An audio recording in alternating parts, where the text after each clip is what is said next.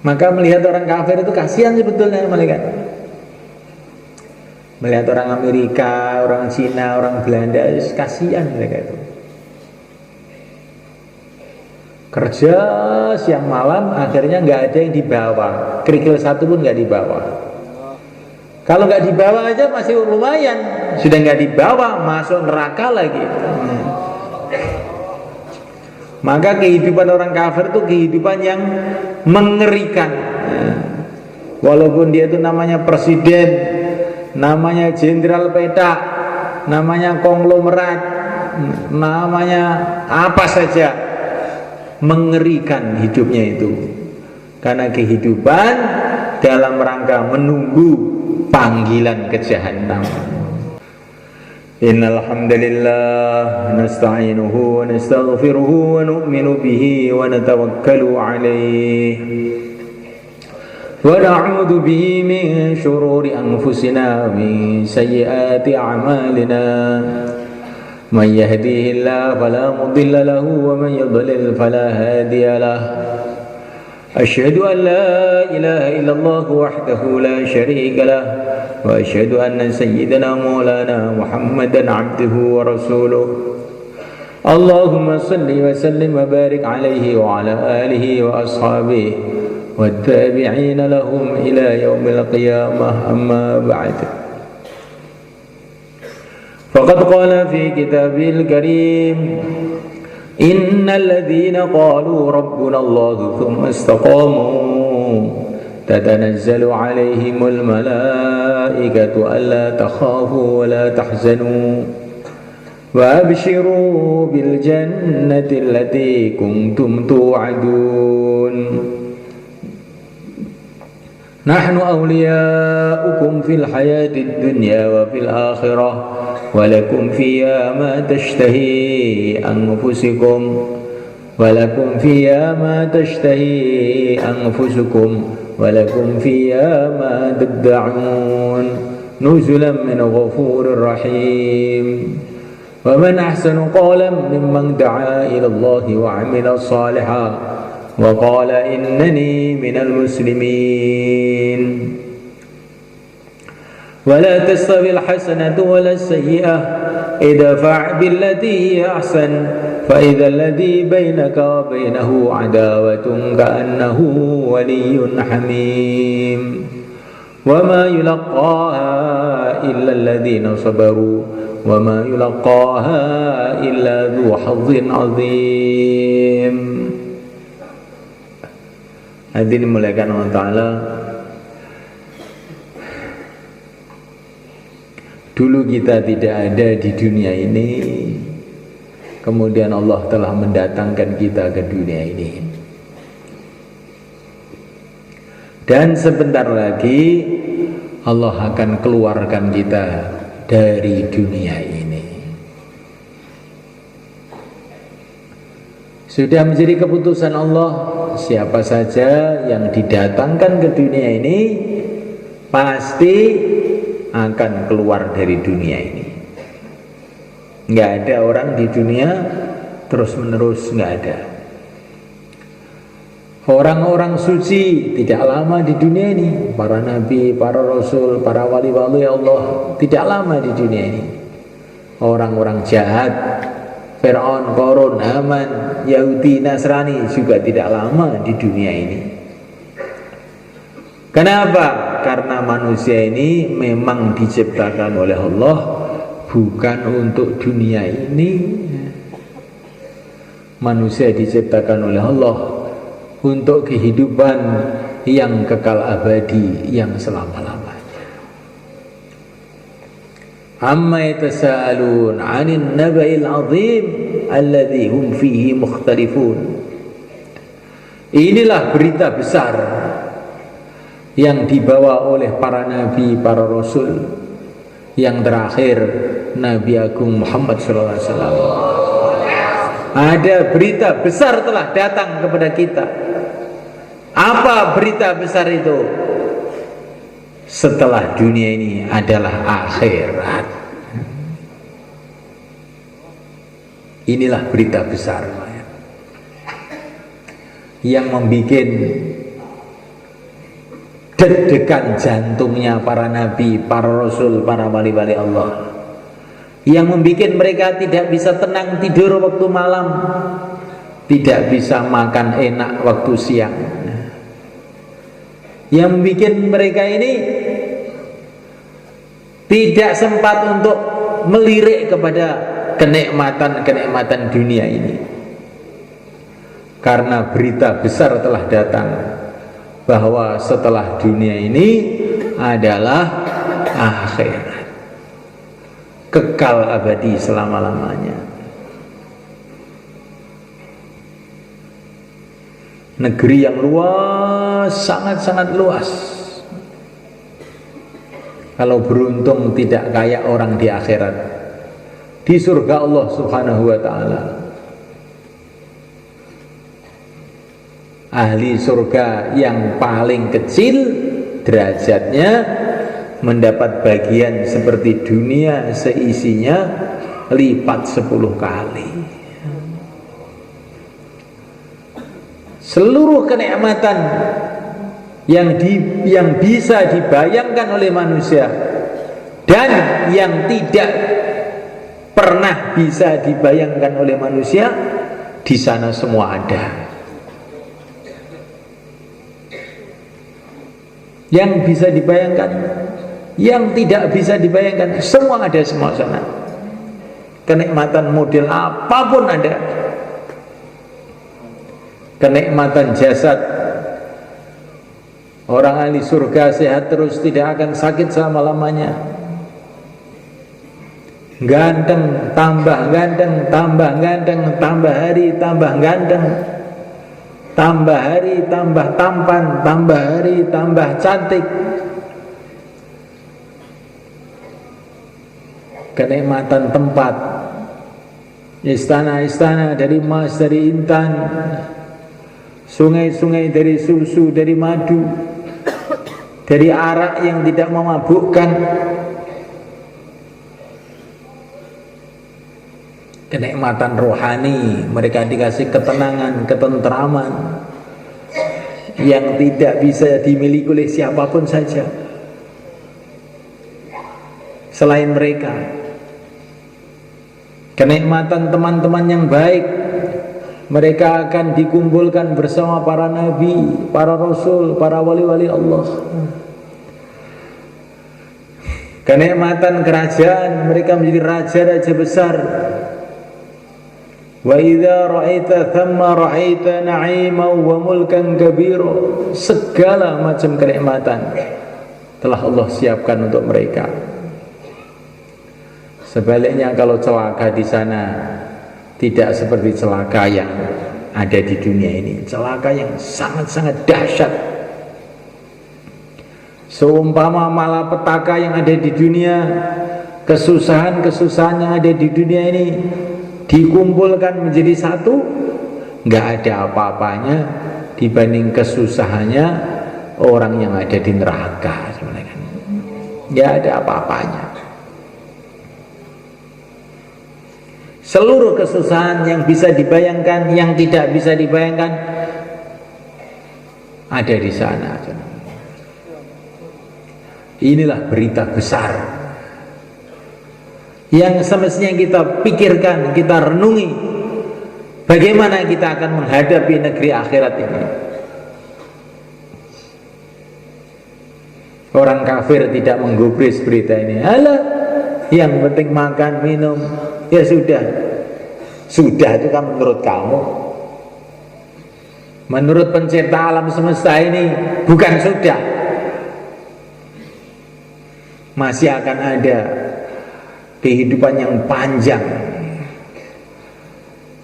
Dalam kehidupan yang panjang di akhirat ini tidak ada yang selamat kecuali orang-orang yang mengamalkan agama Allah dengan baik, yaitu orang-orang yang mengikuti para rasul, para nabi, para sahabat. Itu saja yang selamat. Orang-orang kafir merasa bangga dengan hartanya, merasa bangga dengan teknologinya, merasa bangga dengan kesehatannya, itu karena kebodohan mereka. Apakah gunanya kesehatan? Apakah gunanya teknologi? Apakah gunanya harta? Apakah gunanya ketenaran? Apakah gunanya dunia semuanya ini? Kalau akhirnya kamu jadi intipnya neraka. Wala yaghurrannaka taqallubul ladzina kafaru fil bilad mata'un qalil thumma ma'wahum jahannam wa bi'sal mihad. Jangan kamu terpesona, tertipu dengan kemewahan orang-orang kafir di dunia ini, kesenangan yang sebentar, kemudian jadi intip neraka. Coba semalikan. Yang pantas kita syukuri, yang pantas kita gembira dengannya, ini adalah agama ini. Qul bi fadlillahi wa bi rahmatihi fabidzalika falyafrahu.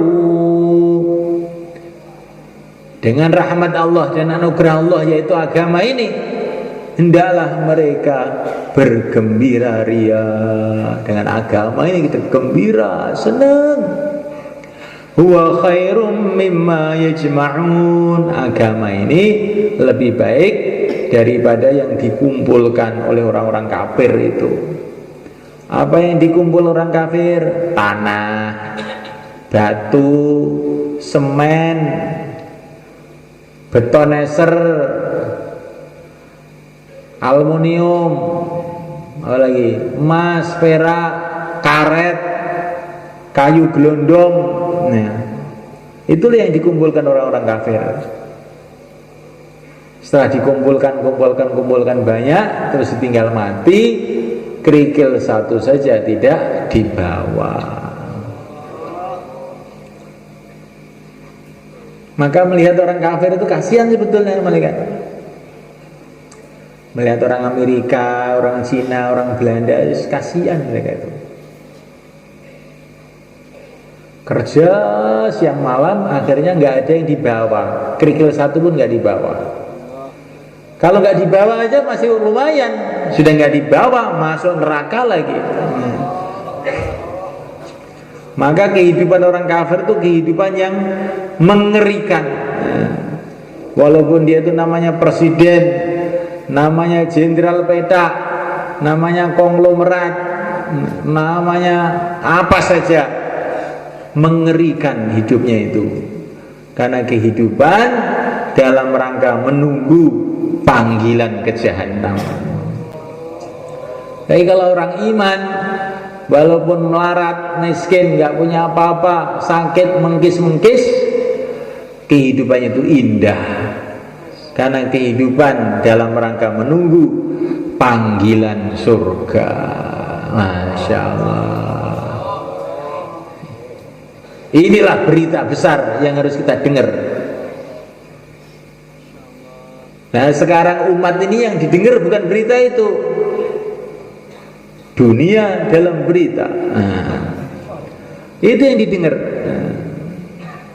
Berita-berita kecil didengarkan, berita besar tidak didengarkan. Kalau ngaji ngantuk. Ini termasuk penyakit yang sangat bahaya.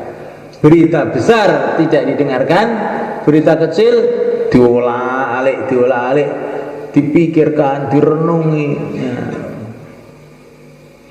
Sampai di masjid pun masih cerita sepak bola. La haula wala quwata illa billah. Ini musibah ini malaikat. Inilah musibah. Nah, malaikat Allah SWT, apa yang akan kita siapkan untuk kehidupan yang kekal abadi? Yang kita hadapi ini bukan masalah setahun, 2 tahun.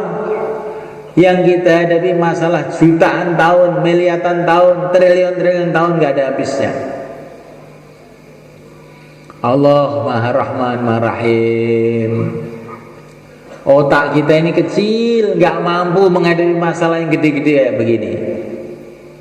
Maka Allah SWT kirim para nabi, para rasul untuk membimbing kita dalam menghadapi kehidupan yang selama-lamanya ini.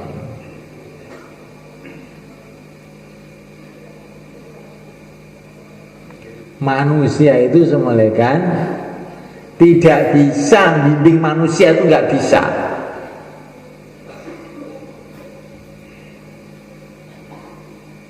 Karena manusia itu setiap orang punya pikiran masing-masing, ya kan? Punya pendapat masing-masing, punya selera masing-masing. Maka manusia itu nggak bisa suruh mimpin manusia, nggak bisa. Maka Allah kirim orang yang di atas manusia derajat keilmuannya, yaitu para nabi. Para nabi itu layak untuk nuntun manusia ini. Kalau manusia kok dipimpin manusia biasa, itu sama juga dengan kambing dipimpin kambing. Kira-kira selamat apa enggak mereka? Kambing suruh pimpin kambing, ini pimpinan kambing, kamu pimpin kambing-kambing seluruh pemboro ini. Nah, ya kambing itu nggak ngerti, opo wisane. Kambing itu yang memimpin manusia, harus makhluk yang di atas kambing baru bisa mimpin kambing ini. Ini mau ada truk lewat ini loh, jangan di situ, tabrak kok. Nah, ditabrak juga diomongin nggak ngerti, suamplok, bluak terus, ingkre gitu. Jadi kalau kambing yang mimpin jangan kambing, kambing yang memimpin manusia. Lah kalau manusia yang mimpin siapa? Yang mimpin para nabi. Ya nabi sudah tidak ada, ya nabi sudah tidak ada. Tapi mereka punya ilmu yang diwariskan kepada pewaris-pewarisnya, yaitu para ulama-ulama.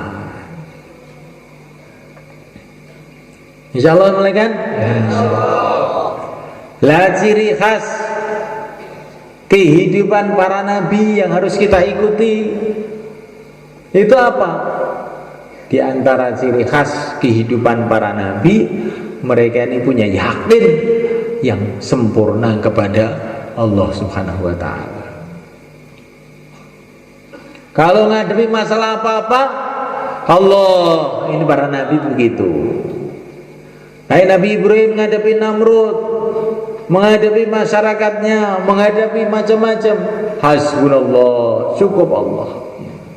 Para nabi itu begitu. Para nabi itu faham betul semua makhluk ini hanyalah makhluk Allah, tidak bisa apa-apa tanpa Allah, tidak ada kalau tidak diadakan oleh Allah, tidak wujud kalau tidak diwujudkan oleh Allah, tidak hidup kalau tidak dihidupkan oleh Allah, tidak bisa bergerak kalau tidak digerakkan oleh Allah. Maka mereka itu menghadapi siapa saja, hasbunallah, cukup Allah. Ya kita harus belajar begitu, insyaallah kan? Jadi kalau kita ini hati kita kepada makhluk, berharap kepada makhluk, takut kepada makhluk, itu sebetulnya kita ini salah paham. Salah paham.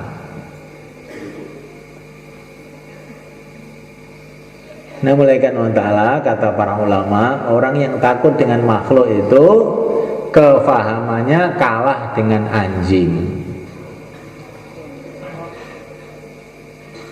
Anjing itu semuanya kan,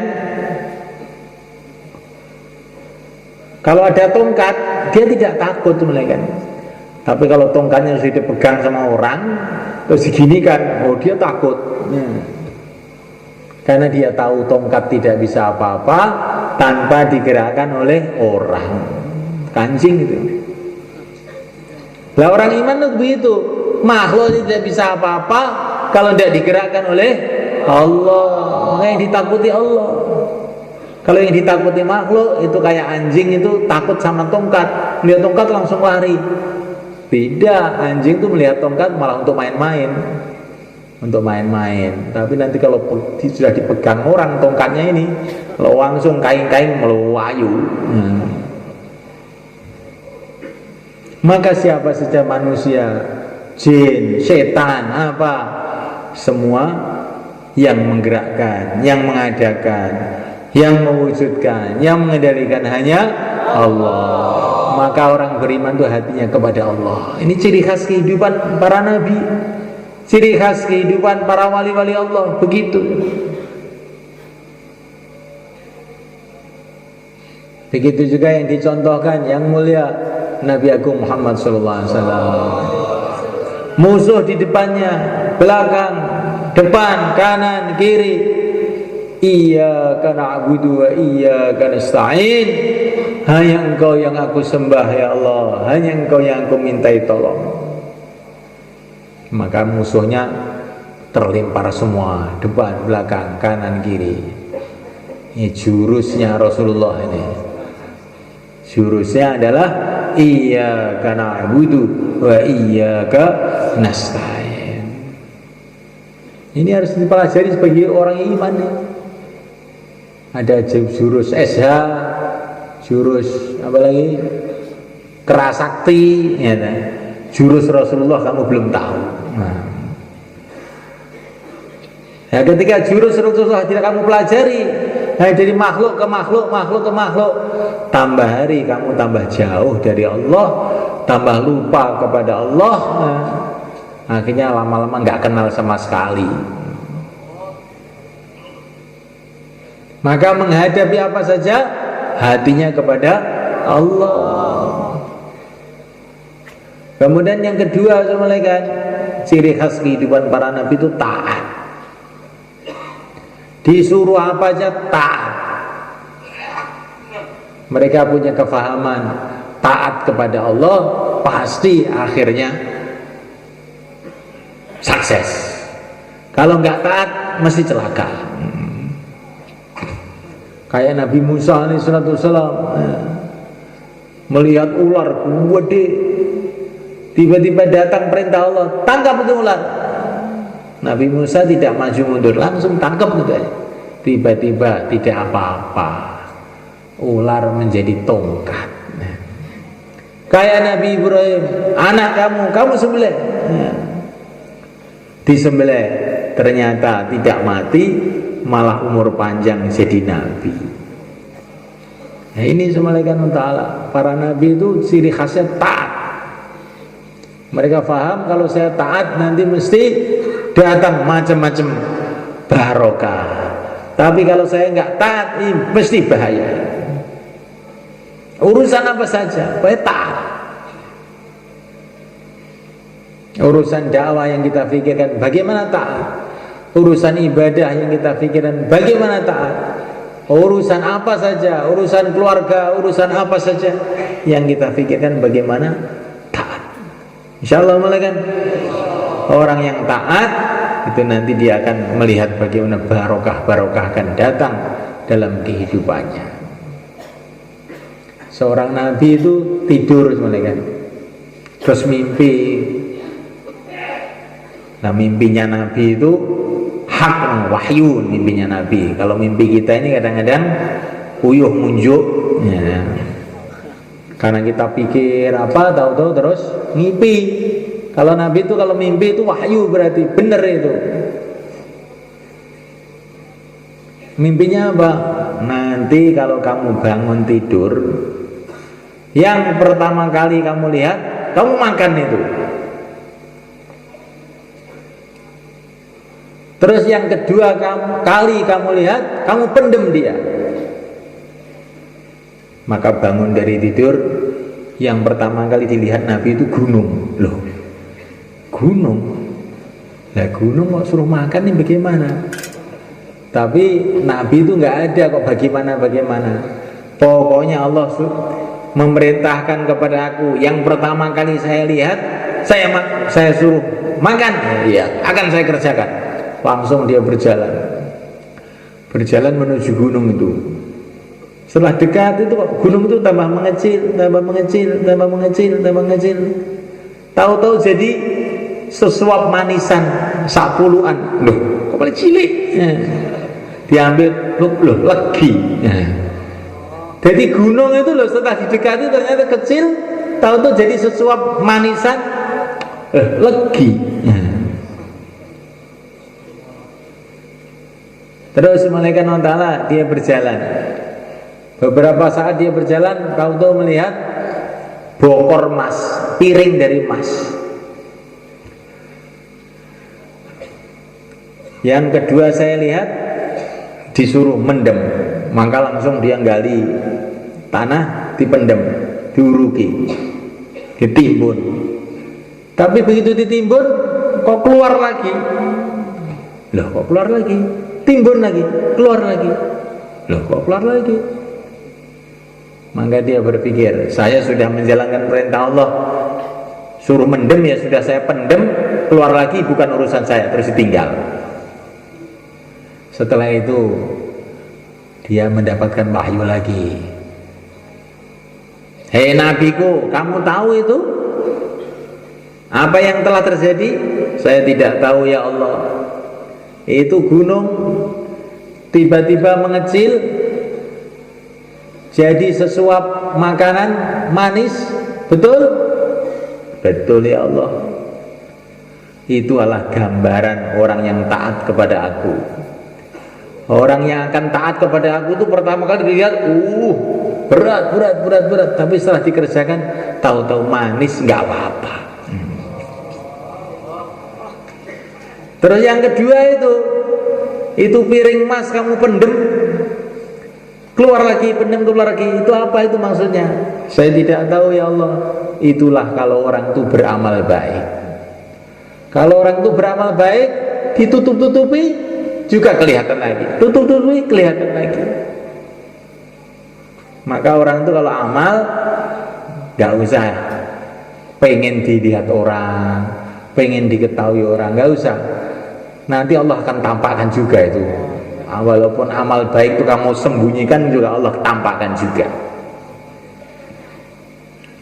Jadi begitulah semalekan kehidupan para nabi, kehidupan taat. Pokoknya manut taat. Kemudian ciri khas kehidupan para nabi yang ketiga semalekan sayang kepada umat. Sayang kepada umat ya. Memikirkan umat siang dan malam, walaupun umatnya itu menentang, umatnya memusuhi, bahkan memerangi, mereka ini sayang aja sama umat. Hari-hari berdoa untuk umat, hari-hari mengajak kepada umat untuk supaya mereka selamat di dunia dan akhirat. Dan ini bulan Muharram ini adalah peringatan dari kerja para nabi itu. Tanggal 10 Muharram inilah Allah telah menolong Nabiullah Nuh alaihissalatu wassalam. Setelah dakwah sekian ratus tahun siang dan malam, nggak ada orang gubris, terus saja. Maka pas 10 Muharram Allah tenggelamkan seluruh orang kafir di dunia. Wa ja'alna dzurriyyatahu humul baqin. Hanya keturunan Nabi Nuh saja yang tinggal di dunia ini, termasuk kita. Selain keturunan Nabi Nuh sudah tenggelam semua, habis. Hanya keturunan Nabi Nuh aja yang masih hidup. Jadi kita ini semua adalah monumen-monumen dakwah. Maksudnya gimana? Kita ini bisa hidup, duduk di sini ini barokahnya dakwah ini. Karena mbah kita dulu ikut Nabi Nuh, akhirnya kita masih hidup sampai sekarang ini. Semua mbah kita dulu termasuk orang yang tidak ikut Nabi Nuh sudah tenggelam, nggak akan ada kamu itu. Jadi kamu itu ada, itu barokahnya dakwah. Barokahnya mbah kamu mau didakwahi Nabi Nuh.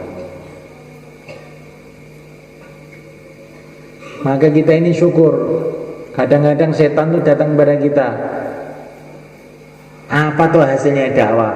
Hasilnya dakwah ya kamu itu.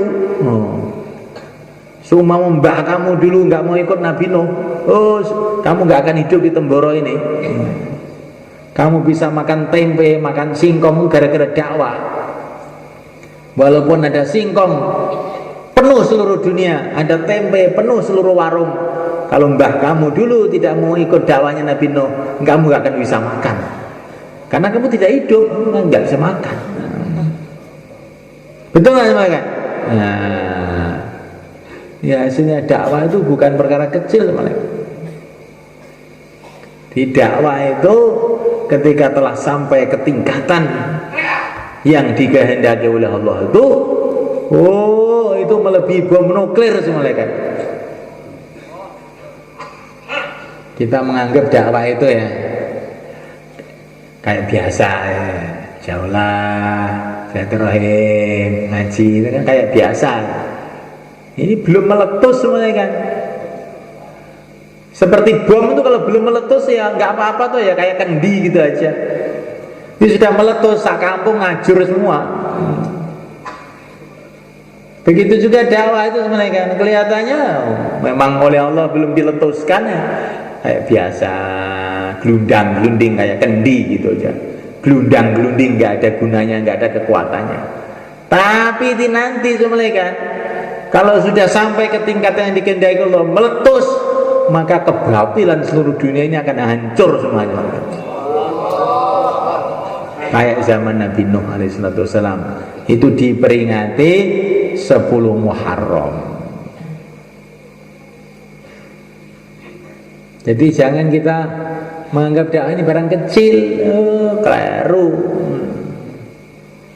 Anak kecil melihat bom, apa itu?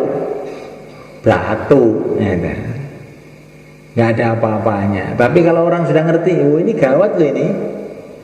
Begitu juga amalan agama ini. Nabi Nuh telah buat dakwah ratusan tahun. Ini maghlubun famtasir. Beliau doa, ya Allah, saya ini betul-betul sudah ditindas saya. Bilalah saya ya Allah. Rabbi la tadhar 'alal ardi minal kafirin dayyara. Ya Allah, jangan kau biarkan satu orang kafir pun hidup di muka bumi ini. Belar. Tiba-tiba orang kafir seluruh dunia tenggelam semua. Ini untuk kita memahami bagaimana kekuatan barokahnya dakwah. Karena anak-anak kecil, anak-anak kita itu di SD itu sudah diajari.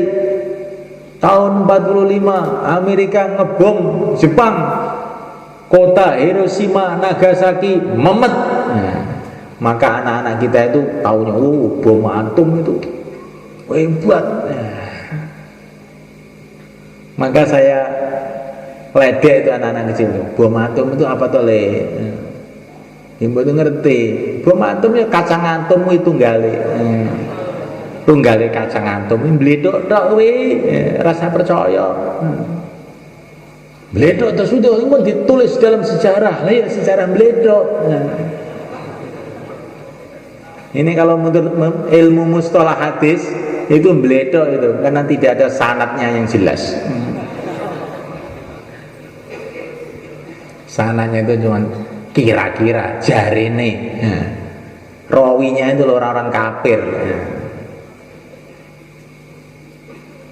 Tapi ini betul kok sudah mutawatir. Alah, mutawatir apa? Mledok-mledok iso. Tapi ini dalam Quran ini loh, ini pasti ini.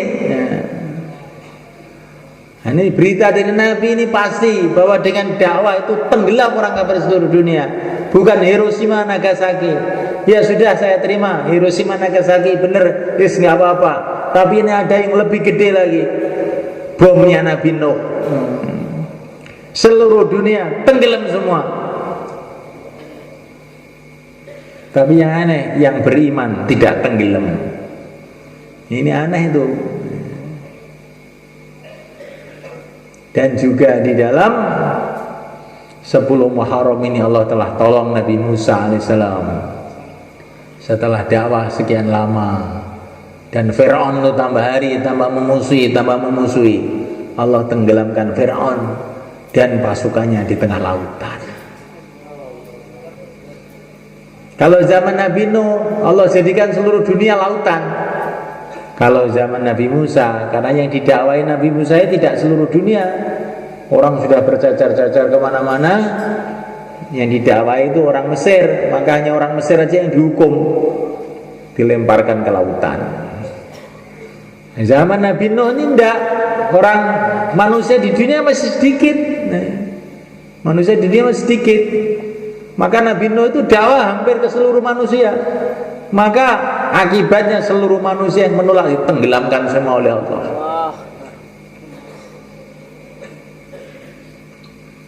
Maka 10 Muharram ini adalah bulan peringatan bagi orang-orang yang memperjuangkan agama Allah, bahwa kalau kita mendakwakan agama Allah itu dengan sabar, dengan yakin, dengan tertib. Bala in tasbiru wa tattaqu, ya. Sabar, takwa. Syaratnya perjuangan itu diterima oleh Allah harus sabar. Sabar itu bagaimana? Orang mau, orang nggak mau, terus. Ada teman, nggak ada teman, terus. Wa tattaqu, dan takwa. Takwa itu bagaimana? Seluruh kehidupannya ikut tertib, jangan buat maksiat. Tertib zahir, tertib batin.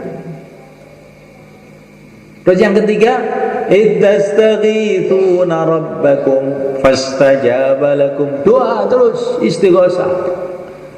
Doa terus, sabar dan takwa. Akhirnya ditolong oleh Allah. Sebaliknya semulaikan, kalau ada 4 perkara dalam perjuangan, maka perjuangan tidak ditolong oleh Allah. Pertama ada hatta idza fashiltum wa tanaza'tum fil amr wa 'asaitum min ba'di ma arakum ma tuhibbun minkum man yuridud dunya. Ini penyakitnya perjuangan. Kalau 4 ini ada, perjuangan nggak akan berhasil. Yang pertama kali fashal. Fashal itu tidak ada keberanian untuk meneruskan perjuangan. Jereh, gak wani berjuang, gak wani korban. Wa tanaza'tum, kedua bertengkar. Perjuangan kalau sudah bertengkar gak akan ada berkahnya, kalah. Maka orang-orang yang suka bertengkar itu harus kita bungkem. Kamu jangan ngomong aja. Pertengkaran itu menghilangkan barokahnya perjuangan. Kemudian yang ketiga, wa'asaitum, tidak taat dengan pimpinan. Kalau perjuangan nggak mau taat sama pimpinan, sudah nggak ada berkahnya. Yang keempat, minkum mayuridu dunya, di antara kamu ada yang menghendaki dunia.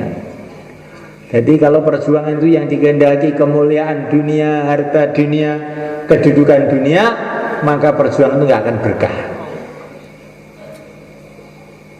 Yang pertama kali apa? Fashal. Fashal itu tidak ada keberanian untuk meneruskan perjuangan. Yang kedua kali bertengkar. Yang ketiga kali tidak taat dengan pimpinan. Yang keempat kali menghendaki dunia. Ini perjuangan akhirnya mogok di tengah jalan, nggak bisa jalan. Tapi kalau ada yang ini ahli Badar, ittastaghithuna rabbakum, istighosah, nangis waktu malam itu. Ya Hayyu ya Qayyum, ya Hayyu ya Qayyum, semalam-malam untuk nangis para sahabat. Terus kedua, sabar. Jangan jadi orang manja. Malam markas agak dingin dikit tuh sudah, wah kedinginan, masuk angin. Lah. Masuk angin nggak apa-apa, kalau keluar angin itu repot. Masuk angin, nyamuknya banyak. Ini kalau orang ini nggak mau sabar ini nggak akan sukses. Terus ketiga, takwa. Takwa itu tertib, jangan buat maksiat. Jangan jauhlah dengan melirik wanita di jalan.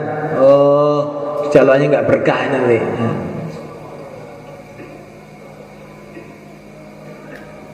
Maka Subhanahu wa ta'ala, kalau tiga ini ada, selalu doa, takwa, sabar, maka perjuangan kita akan ditolong oleh Allah sebagaimana perjuangan para sahabat, sebagaimana perjuangan orang-orang dulu. Insyaallah malaikat.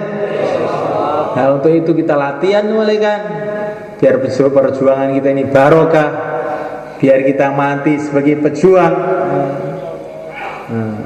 Barang siapa yang mati dalam memperjuangkan agama Allah, ujriya lahu amaluhu, man mata murabidha ujriya lahu amaluhu ila yaumil qiyamah.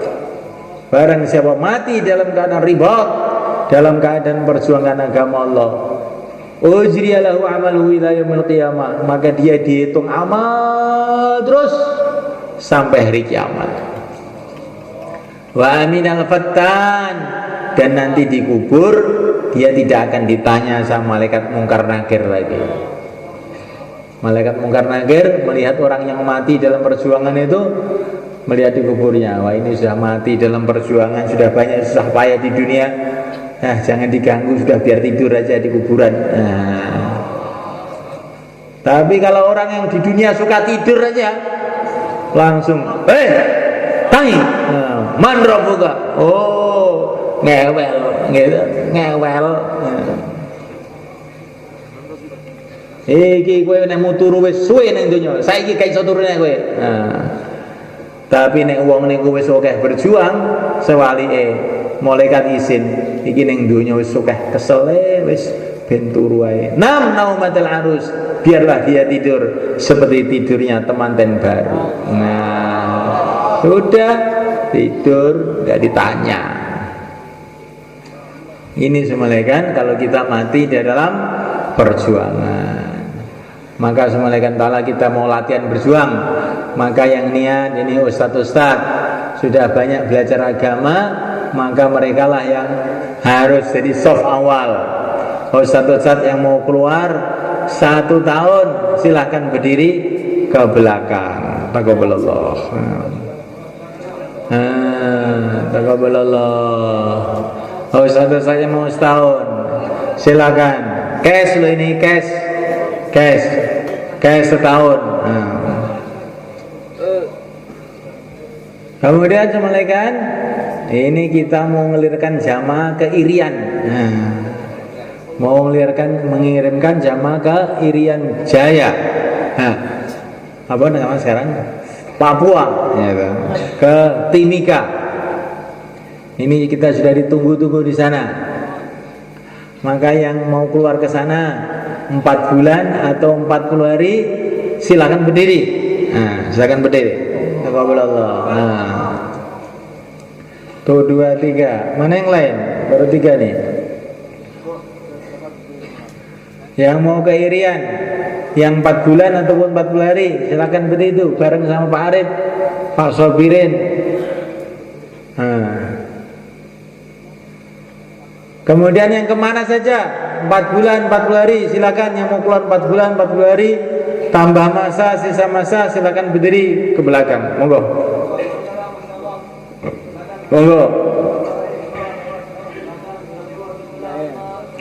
Pak Dulgoni, Mbak Mursiti, monggo silakan. Yang mau keluar 4 bulan 40 hari tambah masa, sisa masa. Insyaallah kita semua niat mulaikan. Sedaya itikaf insyaallah nggih. Sedaya itikaf.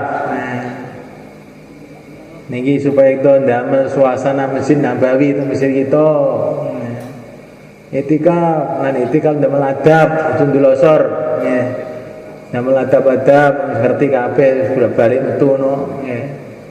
Terus mungkin jam 3 kabeh pun tahajud kabeh nangis ning pangeran. Dalam satu hadis dikatakan, kalau ada satu kelompok manusia, ada satu orang saja yang menangis, maka Allah akan selamatkan mereka.